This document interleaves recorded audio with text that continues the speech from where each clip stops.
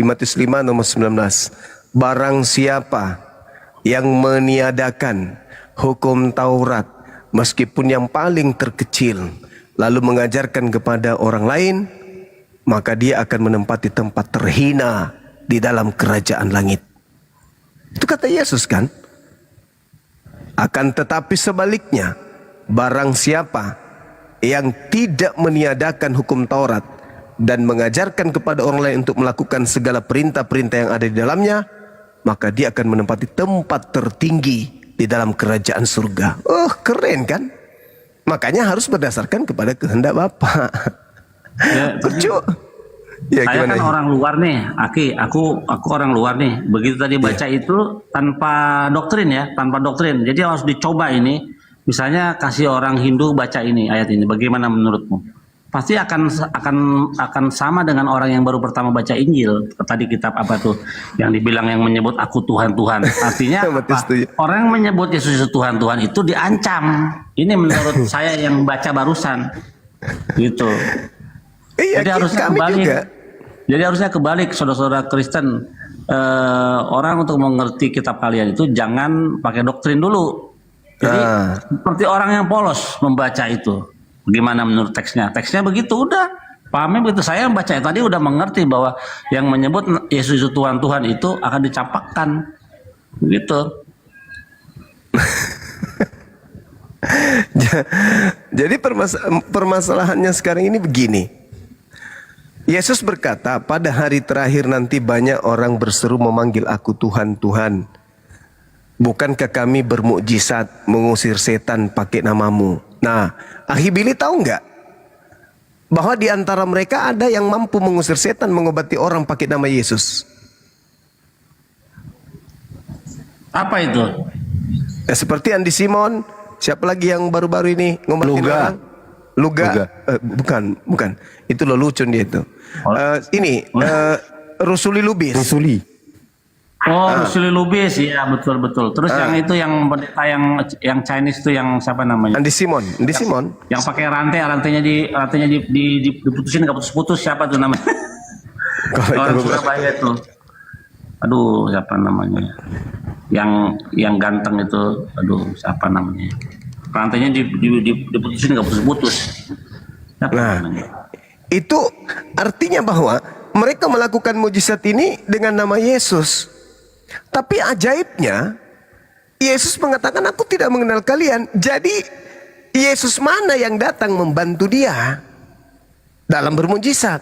Karena Yesus mengatakan bahwa Kristus palsu dan nabi-nabi palsu akan datang dengan melakukan banyak mujizat dan tanda-tanda dahsyat sekiranya mungkin untuk menyesatkan orang-orang pilihan juga. Nah, sekarang ketika Yesus mengatakan pada hari terakhir nanti banyak orang berseru memanggil aku Tuhan, bernubuat pakai namaku, mengusir setan pakai namaku. Artinya kan orang ini betul-betul mengusir setan pakai nama Yesus. Tapi kok celakanya Yesus tidak mengenal mereka? Berarti ada Yesus palsu yang datang kepada mereka, membantu mereka mengusir setan, bernubuat kepada dan bermujizat pakai nama Yesus. Itu. Karena Yesus mengatakan, aku tidak mengenal kalian. Loh, jadi Yesus siapa yang datang membantu mereka ngobatin orang? Nah, Yesus mengatakan, waspadalah kepada penyesat yang datang kepadamu dengan memakai namaku dan berkata, akulah Kristus. Jadi gimana dong? Ada penyesat datang memakai nama Yesus. Gimana dong? Apalagi di dalam Matius 12 nomor 26, Lukas 11 nomor 18, di situ diceritakan bahwa iblis bisa mengusir iblis.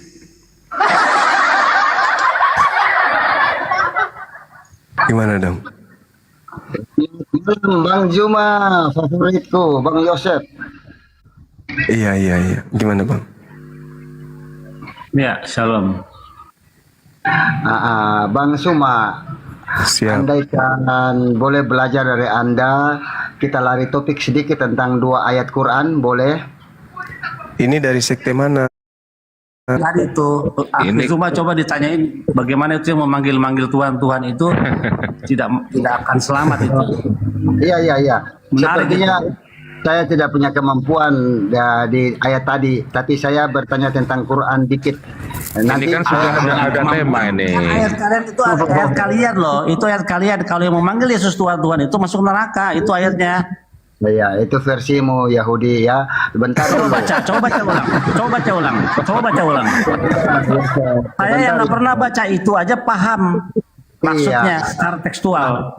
Oke, iya tekstualnya benar. Ada orang yang Terima kasih. Oke ya, atas nama Yesus yang memanggil Tuhan, ternyata Yesus bilang nyala, ya kan? Itu benar. Makanya Anda benar. Bagaimana literasi saya tentang 1-2 ayat Quran? Bisakah Bang Juma mempunyai kemampuan untuk menjelaskan? Gitu Berarti loh. Yesus bukan Tuhan ya? Oke, dalam makna, perhatikan At-Taubah ayat 91 ya, Bang Juma ya. Itu kodu mereka menjadikan Dia nggak mau jelasin. Yosef, Dia nggak mau menginjil kepada kita dia. bukan, artinya Tuhan itu dijadikan dalam At-Taubah ayat 31. Jadi Tuhan itu adalah gelar ilah atau Rab. Ya, ilahi ya Rabbi. Jadi ilah atau Rab itu merujuk kepada Tuhan. Kalau Allah adalah nama yang eksklusif untuk sang Tuhan dalam paham tauhid. Perhatikan itu. Jadi dalam tauhid kita mencari Tuhan dapat Allah. Kita mencari Allah dialah Tuhan. Muncullah la ilaha illallah. Perhatikan itu. Dalam Kristen makna Tuhan sesuai dengan At-Taubah 31 ini jangankan koplak ini. manusia. Sebentar, jangankan manusia. Hawa Rob, nafsu pun bisa jadi Tuhan. Enggak, Rob tidak bisa perhatikan. diartikan ilah, itu enggak nyambung. Hanya perlu dibaca dalam teks aslinya Yunani itu apa? Theos apa Kurios?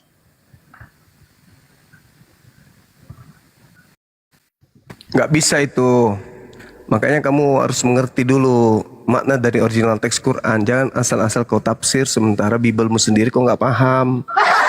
Bibel yang bahasa Indonesia aja kau nggak paham. Gimana mau paham dengan bahasa Arab?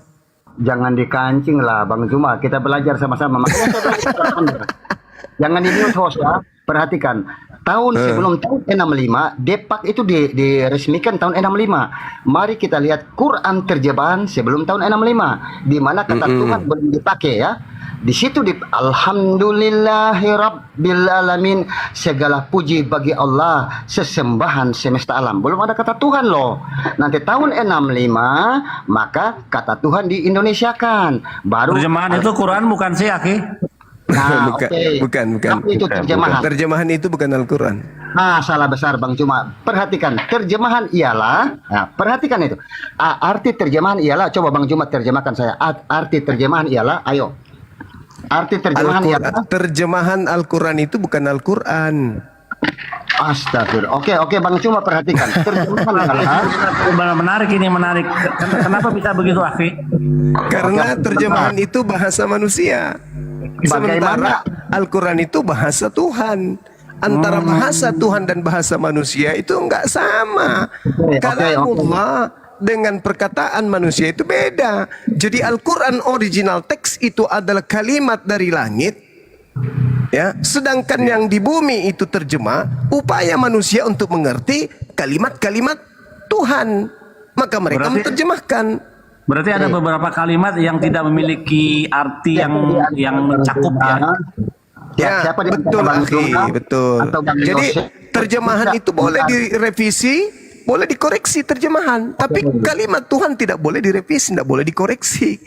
Bang Cuma, Terjemahan itu bisa direvisi. Makanya kitabnya orang Kristen ini bukan firman Tuhan, bisa dikoreksi, bisa direvisi kapan saja. Bang Yosef Gitu, sama Bang Cuma. Terjemahan ialah, coba Anda jelaskan ke saya. Terjemahan itu bahasa manusia. Itu yang perlu Anda pahami. Kurang tepat Bang Cuma. Dengarkan saya. Terjemahan ialah makna ayat Quran yang dialihkan ke bahasa lain agar pembaca mengerti artinya. Itu Iya, terjemahan. betul. Yang mengalihkan siapa? Yang mengalihkan siapa? Yang mengalihkan siapa? Bahasa lain, bukan bahasa asli. Yang mengalihkan siapa? Sebentar Bang Juma. Tanpa Yang terjemahan mengalihkan bagaimana? siapa? Kutanya dulu. Yang mengalihkan siapa? Sebentar, belum selesai. Tanpa terjemahan bagaimana Bang Juma bisa memahami ayat Quran? Saya tanya. Al-Quranul Karim dipahami dengan beberapa disiplin ilmu yang saling mencakupi Ya. satu sama yang lain. Ya. Oke? Terjemahan itu adalah salah satu disiplin ilmu dari beberapa disiplin ilmu yang harus dikuasai seseorang untuk mengerti Benar. makna Al-Quran. Benar. Bukan cuma Saya terjemahan tok. Saya tanya. Bukan hanya terjemahan tok. Karena kalau hanya terjemahan tok, manusia akan memiliki makna terhadap ayat suci Al-Quran berdasarkan rasa bahasanya sendiri.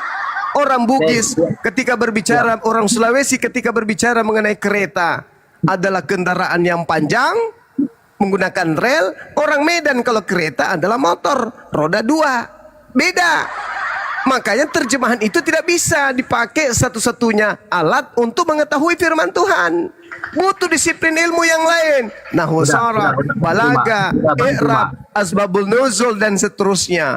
Itu, Bung. Udah Bung, sebentar Bang Juma.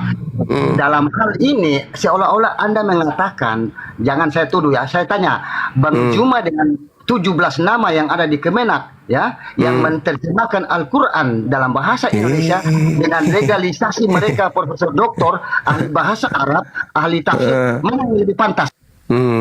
Kenapa diturunkan? Kok turun? Lagi seru tuh. Iya. Ilmu itu supaya yang lain dapat ilmu juga. Yang menarik